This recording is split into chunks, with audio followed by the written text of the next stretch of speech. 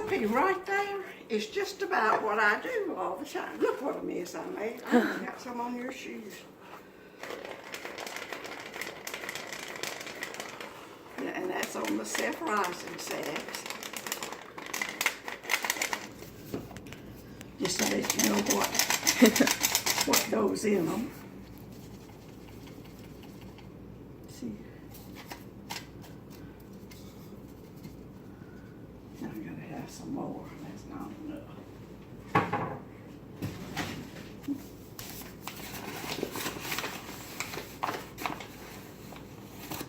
Fix it, make a mess.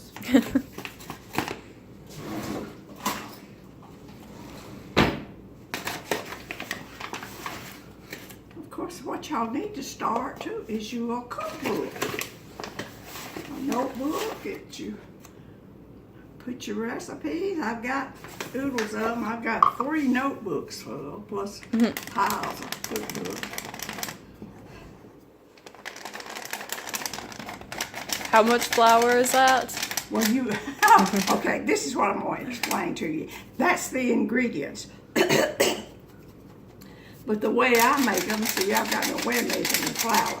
I don't even. You eyeball it. Huh? You eyeball it? Yeah, well, I just put them all in nothing, keep my hands getting so done. This is just my biscuit bowl, and I've just always used it. And I just haul it, and then I work in all the flour that I need for the milk. And you see, I don't even measure my milk and shortening and stuff.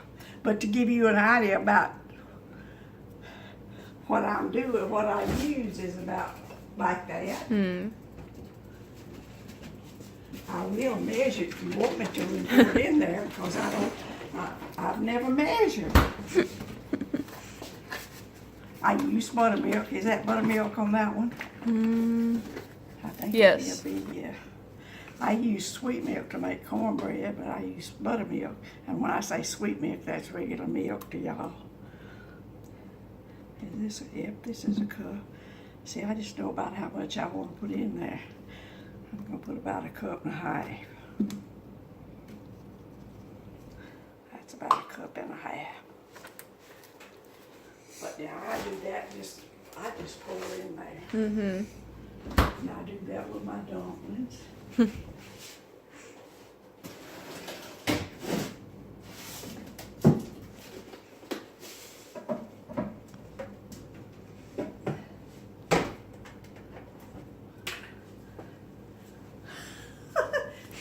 Now we're gonna measure this. How much does it say? Crisco, 1/4 of a cup. Okay. This is actually over 1/4, but then I've got more milk than it calls for too in it. All right. And while I got my grease on my hands for you, I'm messed up. I'll just. Of course, we're gonna need to make more than just this one pan. I think.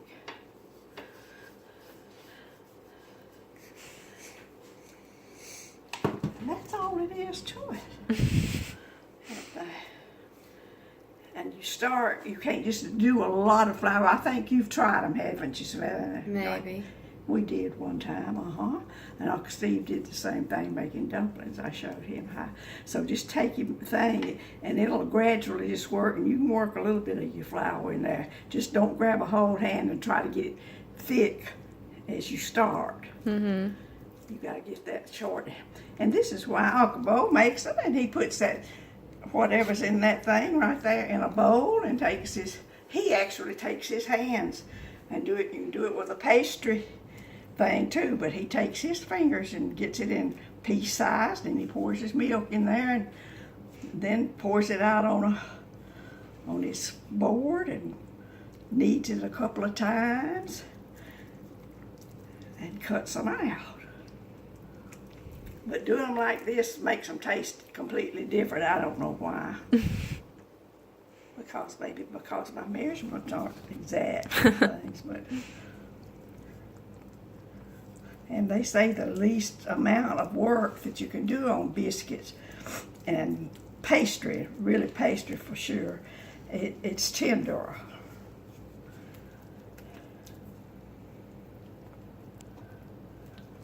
And you see how now they're getting flour out of the bottom too. Mm-hmm.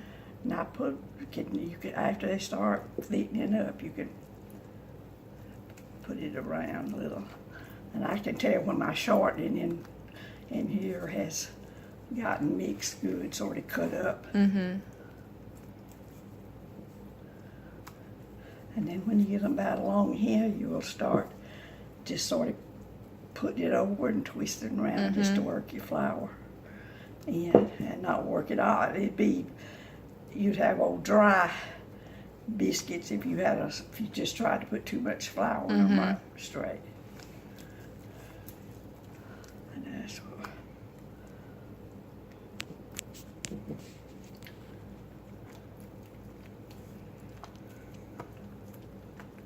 Uncle Steve got his hands right in one of these bowls. Took his left hand. He used his left hand a lot when he was little.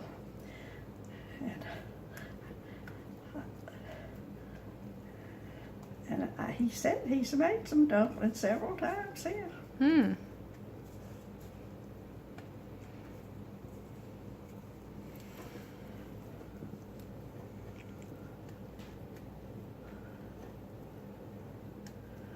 You got to get enough flour worked in them if they won't stick on your hands when you get ready to roll them.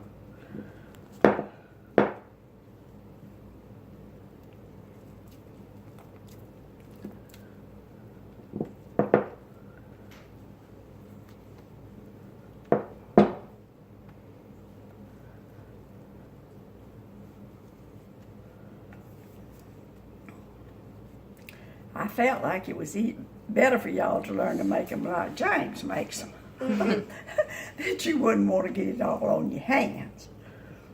I want to make them like you make them. Well, that's what I tried to tell Steve. I went over there. I said, now, Steve, you can make the dumplings. And I was telling him, how to put his ingredients. And he said, no, ma'am, I want to make them just like you make them. All right, you can see they're getting thicker now. Yeah. But just take your time and don't rush it. And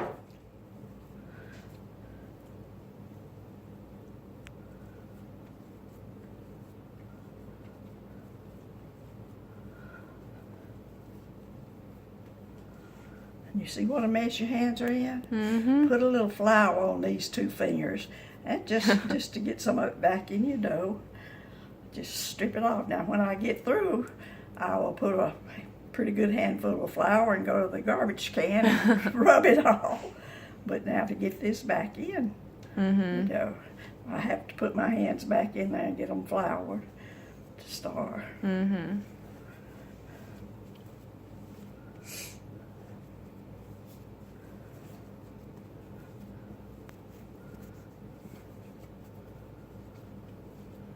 And just as soon as you think, that you can get them together right,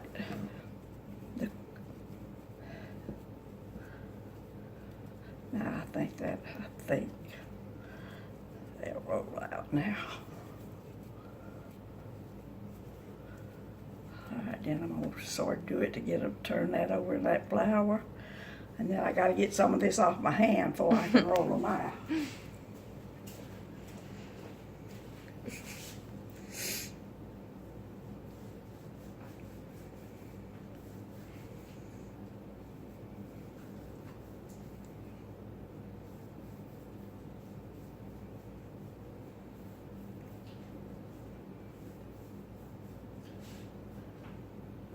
My mama made biscuits every morning before we went to school.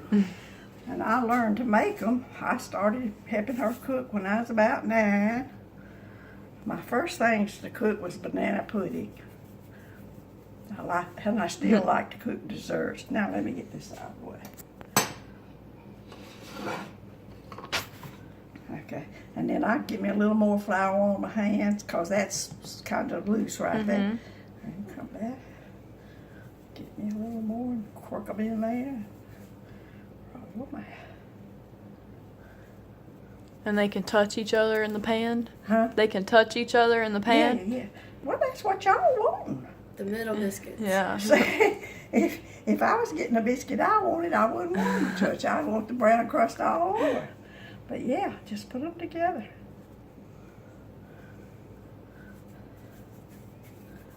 I think Kathy still loves these kind too. To her, this now you see that where I done it was sort of wet, and I could put a little more flour on it. See, Kathy can't make a biscuit. Uncle Bo makes the biscuit,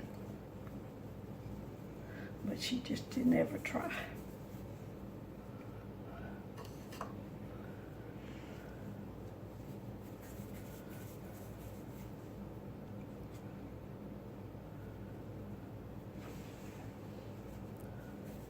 Sort of tuck in that loose, you know, on the side.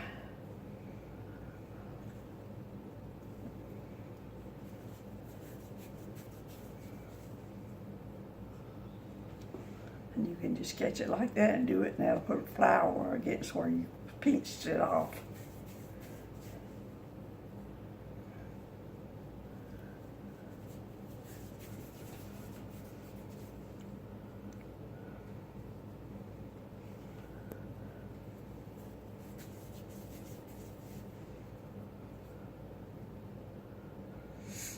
Now, if you want to make them a little flakier, what you need to do is cut your little bitty pat of butter to put on top of each one of them. Is that what you do? Is that what you do? Most of the time, I do.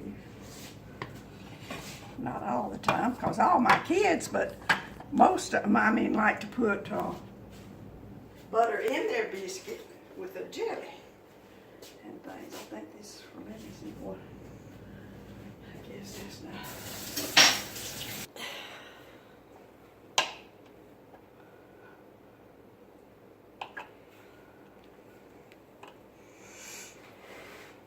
Get a cool angle. Move your, no, just your hands down a little bit, yeah. I'm about to get in your face. No, no, no, no. Just move your head. Like, keep your hand right there. Just tilt your head, like, away, away. They going 450. There we go. Now, let's see. 450? Mm-hmm.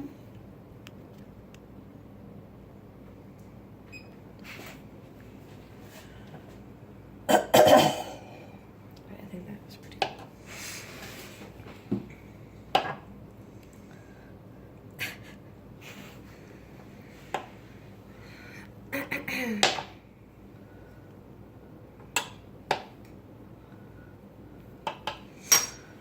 Okay. I didn't have the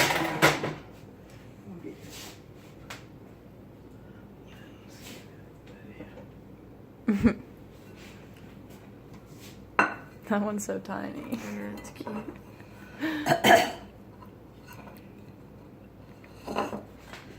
If I only have enough camera storage to, like, video for so long.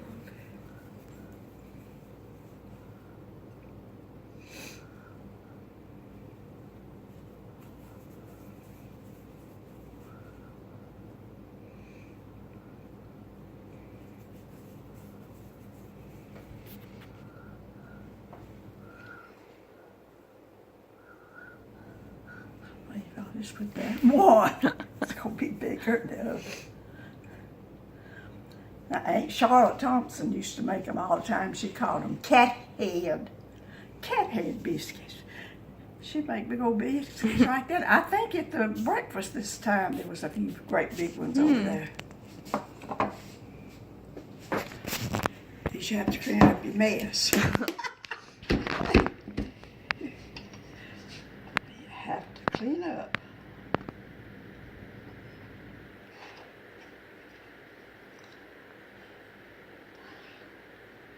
And Granny, first thing you know, Granny's got to say, girls, the kitchen is closed.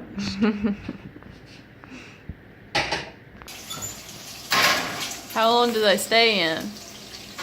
It'll take about 15 minutes, probably. You can open the door and be check them.